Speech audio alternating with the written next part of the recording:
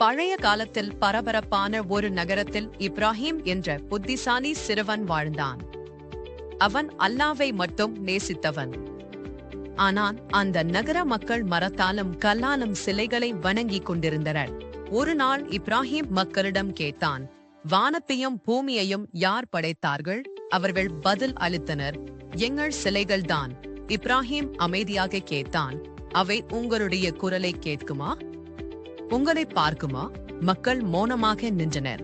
அந்த இரவு இப்ராஹிம் இரகசியமாக கோயிலில் சென்றான். அவன் மனம் கலந்தாலும் தவறான வழியை நிறுத்த வேண்டும் என்று நினைத்தான். அவன் அனைத்து சிலைகளையும் உடைத்து பெரிய சிலையை மட்டும் விட்டு வைக்கிறான். அடுத்த நாள் மக்கள் கோயிலில் உடைந்த சிலைகளை பார்த்து கோபத்தில் வெந்தனர். யார் இதை செய்தது என்று அனைவரும் கேள்வி கேட்டார்கள். இப்ராஹிம் அமைதியாக சொன்னான், நீங்கள் வணங்கும் சிலைகள் உங்களுக்கு நன்மை செய்யவும் தீமை செய்யவும் முடியாது. உலகத்தையும் உங்களையும் படைத்த ஒரே அல்லாவை மட்டும் வணங்குங்கள். மக்கள் மிகவும் கோபம் கொண்டு இப்ராஹிமை கழுத்தனர்.